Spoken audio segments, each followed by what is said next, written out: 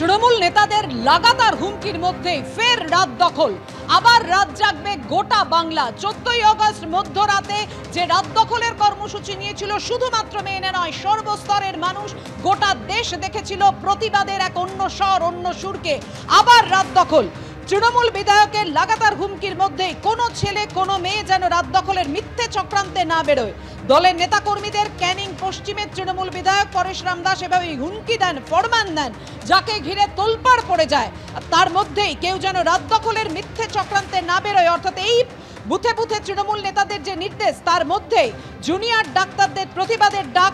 আলো নিভিয়ে রাত 9টা থেকে রাত 10টা পর্যন্ত আজ গোটা বাংলার রাত দখলের কর্মসূচি, রাত জাগার কর্মসূচি আর.জি. কর কাণ্ডের প্রতিবাদে।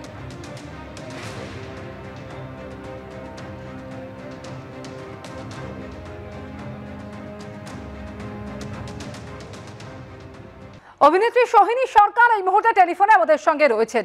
সোহিনীতে একের পর এক তৃণমূল বিধায়কদের হুমকি, আজকে ফের রাত দখলের ডাক দেওয়া হয়েছে। এর আগে আমরা দেখেছিলাম কাঞ্চন মল্লিক, লাভলি মৈত্র, আর এবার আরো এক বিধায়ক, ক্যানিং পশ্চিমের বিধায়ক, তিনি এই রাত দখল কর্মসূচি নিয়ে বলছেন যে কোনো ছেলে কোনো মেয়ে যেন রাত দখলের মিথ্যে চক্রান্তে না বেরোয়।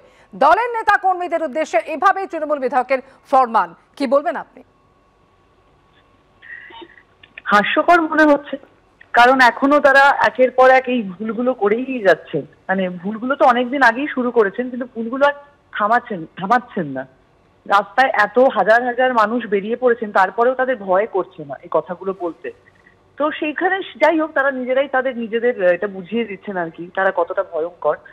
আর কালকে আপনাদের চ্যানেলেই একজন রাজনৈতিক বিশেষজ্ঞ এসে বলেছেন, যদি নামটা খুব ভুল না করি, শুভঙ্কর মৈত্র, যে ভয় যেরকম ছোঁয়াচে, যেমন সংক্রামক, সেরকম সাহসও এরকম সংক্রামক, ছড়িয়ে পড়ে। তো এত মানুষ যখন রাস্তায় নামছেন, তাদের নিজেদের কথা বলছেন, তাদের উপর যা যা এতদিন ধরে হয়েছে সেই দুর্নীতির বিরুদ্ধে কথা বলছেন। আমরা দেখেছিলাম প্রথমে আর.জি. কর দিয়ে শুরু হয়েছিল এই দুর্নীতির কথা বলা, এখন একটা একটা করে বর্ধমান মেডিকেল কলেজ থেকে শুরু করে উত্তরবঙ্গ মেডিকেল কলেজ, সবাই আস্তে আস্তে নিজেদের বোল খুলছে আর কি, যে কি চলছে আর কি ভেতরে। তো সেরকম সাধারণ মানুষেরাও বুঝতে পারছেন এখন এই সমস্ত এই রাজনৈতিক দলের ঊর্ধ্বে মানুষ নিজেদের নাগরিকের অধিকার নিয়ে তারা রাস্তায় নেমেছেন। এইটা তো কেউ আটকাতে পারে না। হুঙ্কার দেবে, যেটা তাদের স্বভাব, সেরকম তারা করবেনই, কিন্তু সাধারণ মানুষ এগুলোতে থেমে থাকবে না, তারা রাস্তাতে নামবেন। অনেক ধন্যবাদ সোহিনীদি। অর্থাৎ সোহিনী সরকার বলছেন যে এভাবে তৃণমূল নেতা, বিধায়ক, মন্ত্রীদের হুমকিতে সাধারণ মানুষ কখনো থেমে থাকবে না তাদের প্রতিবাদের স্বর। তারা এভাবেই জেগে উঠবেন এবং তারা এভাবেই রাত জাগবেন। যেভাবে রাত দখল করেছিলেন মেয়েরা, যেভাবে সর্বস্তরের মানুষ রাত জেগে তাদের প্রতিবাদের স্বর মিলে গিয়েছিল, সমস্বরে তারা প্রতিবাদে গর্জে উঠেছিলেন আর.জি. কর কাণ্ডে। এবং শুধুমাত্র 14ই আগস্ট নয়, স্বস্তিকা, সোহিনীরা, তারাও রাত জেগেছিলেন 2রা সেপ্টেম্বর। তারা তাদের কর্মসূচি সেরে তারপর কর্মসূচির পর ধর্মতলায় তারা রাত জেগেছিলেন এই আর.জি. কর কাণ্ডের প্রতিবাদে, মেয়েদের নিরাপত্তার দাবিতে। দলের তৃণমূল নেতাদের হুমকির মধ্যেই আজ ফের রাত দখল, কোনো ছেলে কোনো মেয়ে যেন রাত দখলের মিথ্যে চক্রান্তে না বেরোয়।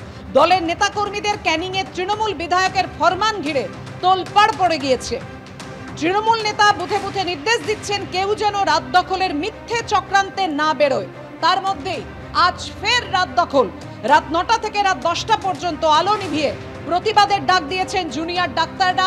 জেলায় জেলায় মানুষ এই প্রতিবাদে সামিল হচ্ছেন। আর.জি. কর কাণ্ডে আজ রাজপথে ফের প্রতিবাদের ঢেউ।